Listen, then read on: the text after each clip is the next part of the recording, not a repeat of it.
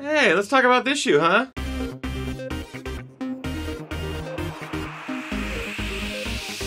Ginger Runner.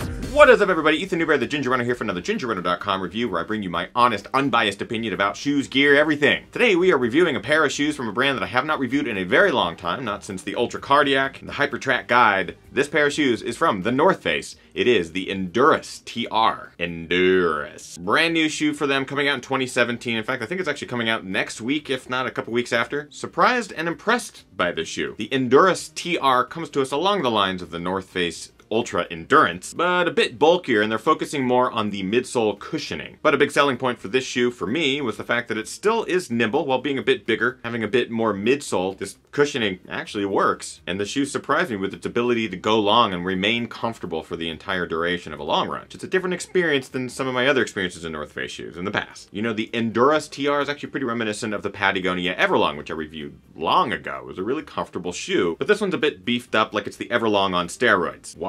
Hashtag clean sport. The Endurus TR is supposed to be a comfortable shoe from the North Face with lots of midsole cushioning, so does it live up to the hype? Does it live up to the expectations? We're gonna find out in this review. Here are the things I like and dislike about the Endurus TR, as always, starting with things that I like. Extra foam. This new midsole foam from the North Face is a surprise. Compared to previous shoes that they've put out that I reviewed, which were very responsive and a bit stiffer, this midsole is plush, it's soft, and that is a nice change. The whole shoe needs some breaking in, but once you get some good miles in it, it becomes squishy, really comfortable, great for long runs. I was super surprised and I'm really happy with it. Little side tidbit, this midsole material was helped design and inspired by Mr. Dylan Bowman, aka Debo, who's been a guest on Ginger Runner Live before, so shout out to Debo, nice work on the midsole. Flexibility. Unlike previous North Face shoes that I reviewed on this channel, this shoe actually flexes in all directions, which is pretty nice, especially with how much midsole material there is. Over 20 millimeters in the heel, 6 millimeter drop across the board there. So to have that much midsole and still have it retain the flexibility is a huge plus. I like that. Stable. The platform itself with a nice wide outsole along the midfoot and forefoot area and a nice wide heel gives you additional stability on some of those rockier or uneven surfaces. That in combination with the outsole makes for a nice stable ride in varying conditions, which is great. While you do lose some of that ballet slipper-like quality, the result is a great trail shoe that allows you to go long in comfort and style. And finally, grip. I'm really enjoying the Vibram outsole on this. I think that these lugs are really nice, get plenty of grip in all varying conditions. The lugs are just over 3 millimeters thick, which is enough to get you through technical terrain and through some sloppy conditions, but if it's super muddy, it's just not gonna work. But overall, been super happy with the grippiness of the shoe in varying conditions in like wet roots, wet rocks, and it especially excels in dry conditions here in Southern California. So yeah, like it. But it's not all kitty cats and yarn balls. Here are the things I dislike about the Endurus TR. Bulky. As you can see, the shoe isn't small. It's not nimble. It's not super light. It's 12 ounces, as a matter of fact, in my size 11. The multiple layers of upper, lots of materials here in the heel counter as well as that cradle. Just all of the elements that helped design this shoe made it big and bulky, and it's a little overdone in my opinion. One thing that I was surprised to see is this bad boy right here. I'm calling this the diving board, the heel diving board. It extends so far out behind your foot that it sometimes can get in the way. If you're descending a technical or even a staircase that's pretty steep, you're gonna catch a heel, which I've done. So there's all sorts of things that just make the shoe a bit bigger, which it doesn't necessarily need. Fit. Let me tell you right off the bat, you may need to size down a half size in the shoe. I didn't at first, right out of the box. Size 11 worked out great for the first 15-20 miles or so, but then of course, as the shoe breaks in, it does expand, as most shoes do. But rather than giving your foot just a little bit more room to move around, it actually became a bit bothersome. I'm constantly having to stop and retighten, relace the shoes, make sure that it's really fit onto my foot. About 40 to 45 miles of use, I had to increase the lockability of the shoe and basically start using the ankle lock